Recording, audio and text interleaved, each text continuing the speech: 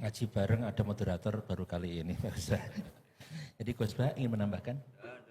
Langsung ya, langsung tanya jawab ya. Latihan jadi kiai.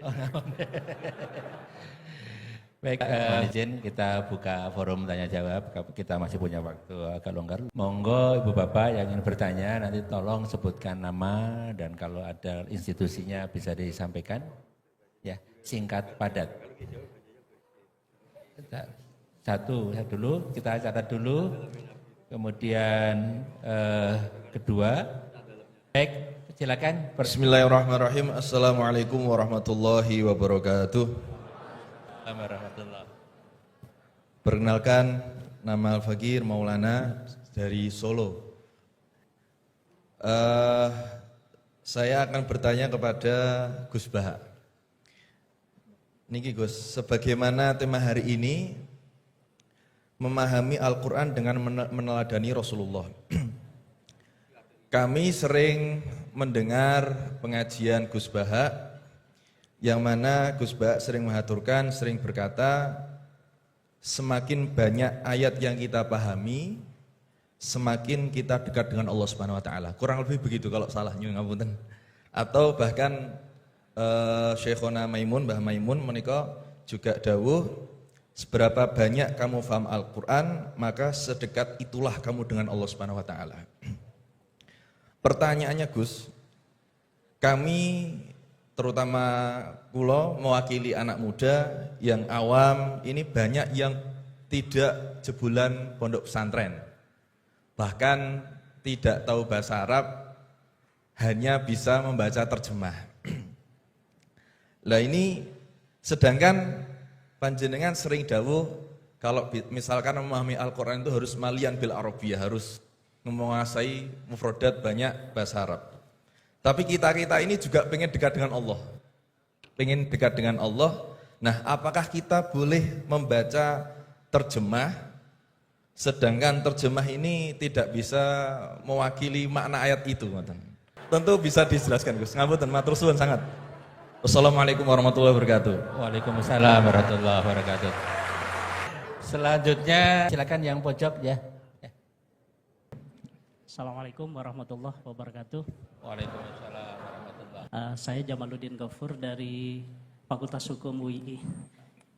Saya sering mendengar salah satu isi pengajian dari Gus Bah itu bahwa fatwa dalam hukum sosial itu tidak pernah jelas. Artinya ulama pasti akan berbeda.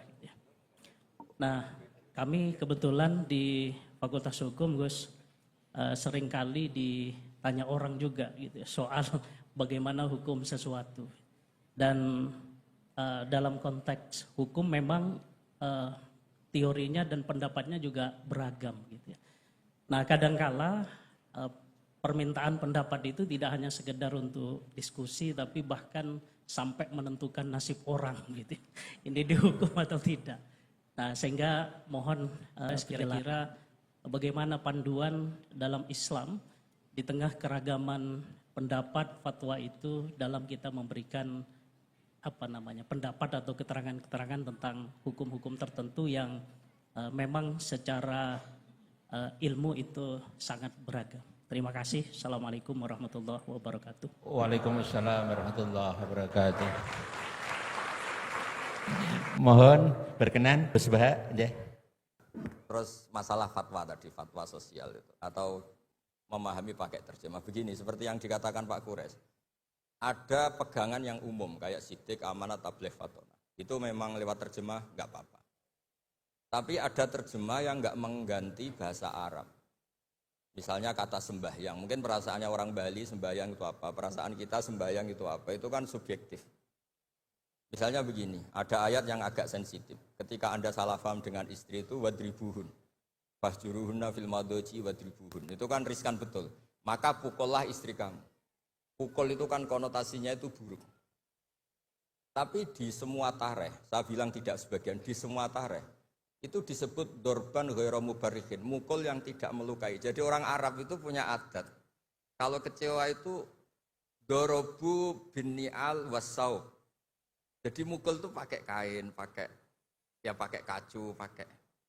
Nah, Di Jawa kata mukul itu ya mesti kekerasan itu. Nah yang jenis ini itu riskan kalau dari bahasa Arab pindah ke Jawa. Jadi ada yang riskan, ada enggak. Nah, sebab itu saya sering bilang, saya ini kan belajar tafsir insya Allah lah, khatam. Cuma saya tidak suka nulis, karena sudah ada yang nulis. Karena saya nulis tetap saja dianggap top Pak Kures, jadi tidak usah nulis lah, sudah ada. Begini, yang penting saya menghormati beliau karena nulis khatam. Pentingnya nulis itu memang khatam, mulai awal A sampai Z. Pentingnya khatam itu apa? Di situ ada dialog. Ada dialog Allah sama nabinya, sama kekasihnya, bahkan sama musuhnya. Misalnya sama musuhnya. Itu Nabi Musa masih dibilangi sama Allah, faqula lahu qawlan layyinan. Ini penting saya utarakan. Nah, suatu saat Harun Ar-Rasyid ini didatangi ustadz, mungkin ustadz yang amatir lah, masih latihan ustadz, jadi masih ekstrim itu. Ya Amirul Mukminin, ini nasihun lak, famusyaddidun alaika, fala tajidanna fi nafsika aliyya syai'an. Saya akan memberi nasihat engkau, kemudian cara nasihat saya itu musyaddid, ekstrim. Maka jangan kamu anggap serius. Maksudnya jangan penjarakan saya ketika saya nasihat ke kamu ini kasar. Jawabnya Harun Ar-Rasyid itu langsung bilang gini. Bilang ya jahil, ini karena Arab. Orang Arab itu kalau ngomong jahil itu tidak sekasar yang kamu bayangkan. Karena makanya bahasa Arab itu susah. Saya itu, ini curhat, bukan cerita mufti curhat. Kiai Jawa kalau maknani wailak waihak itu ciloko kue. Padahal sering Nabi itu kalau kecewa sama seseorang bilang wailak sama waihak. Nah, akhirnya santri tanya, lo katanya Nabi itu halus sopan santun kok ngendikan wailak waihak, yang artinya itu celaka kamu. Ada orang tanya Nabi dan orang itu tidak paham-paham. Nabi ngendikan apa? Sakilat ka umuk. Cek siale mbokmu dan anak kue. Diterangkan enggak paham.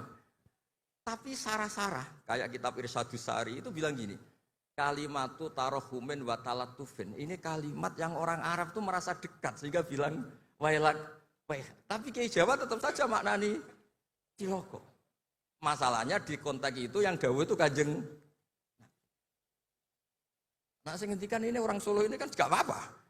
Kayak bakat gitu aja terus orang gitu.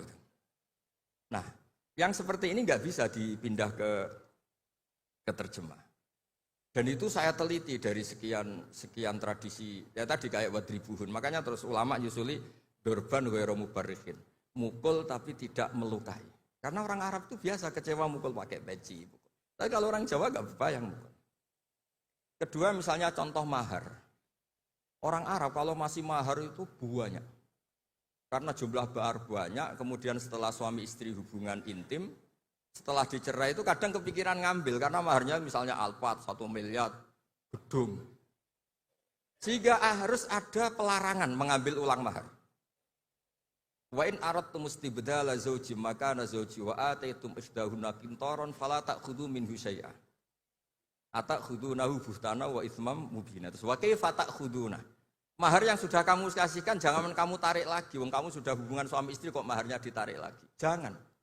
Kenapa ada kata jangan ambil lagi? Karena maharnya itu Alphard, gedung, uang 1 miliar. Dulu Pak Rektor ketika nikah itu seperangkat alat sholat, gak dilarang juga gak akan diambil itu. Artinya gini, gak mungkin andikan Quran turun di Indonesia ada kata fala ta'khudhu minhu syai'a. 100.000 seperangkat alat.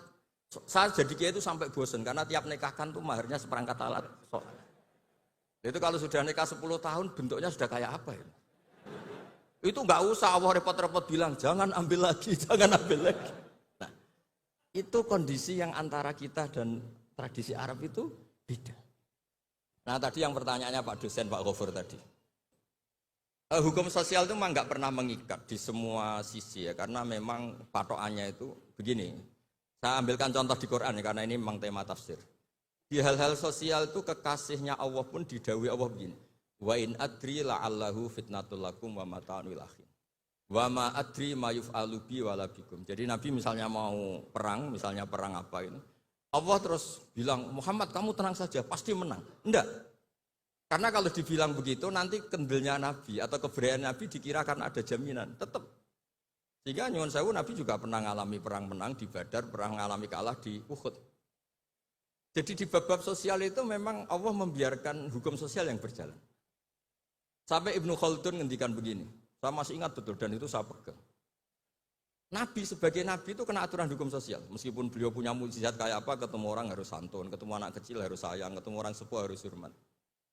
Andai kan Nabi bisa terbang ke langit sekalipun Mi'raj, tapi ketemu anak kecil nampar, ketemu orang sepuh ngeludahi, tetap gak diterima oleh publik. Walau kunta faddan ghalidhal qalbi lan faddu min khawli. Betapa pentingnya tata krama sosial. Kata Ibnu Khaldun, hadza Rasulullah man uyyida bil kauni kulli. Ini Rasulullah orang yang di backup sekian alam raya. Tapi sekali melanggar tata krama sosial, tetap lan faddu min khawli. Orang akan bubar. Sampai ngegoskan saya, sekarang tak pisoi. Wah Gus apa Gus kok mison, mesti langsung gitu. Nah coba misalnya sekarang, nyon sewu, saya ngeludahi Pak Rektor, langsung dipecat ya. Artinya tatanan sosial, meskipun saya keramat. Makanya kata Ibnu Khaldun, hadza Rasulullah man uyyida bil kauni kulli law syaa.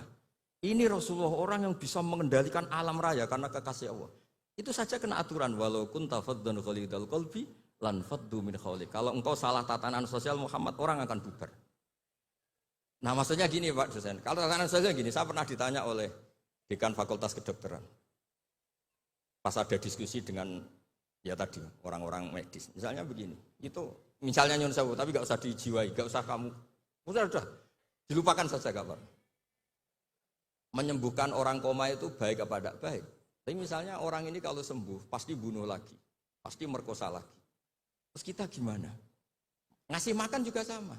Orang miskin nggak bisa makan, nggak bisa apa-apa, nggak bisa makan, nggak bisa apa-apa. Berkahnya nggak bisa makan, nggak bisa apa-apa, dia tidak nyuri, tidak bunuh, tidak merkosa. Dan orang ini kalau sehat lagi akan begitu lagi.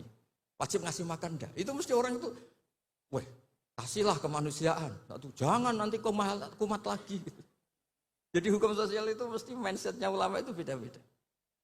Saya sering matur ke Pak Quraisy, saya itu pernah kata santri saya pernah katanya diundang ke Malaysia juga pernah katanya diundang ke Maroko. Saya bilang sudah yang kelas-kelas internasional Pak Quraisy saya ada usah. Kenapa? Jawabnya sederhana. Nanti kalau saya sering keluar negeri, terus semua kiai seneng keluar negeri, terus saya mulang pondok saya siapa? Wis gue iling-ilingan nak ning donya ono kiai desa sing alim kata saya maksudnya kiai desa tapi maca kitab ya cek bener rofa nasab.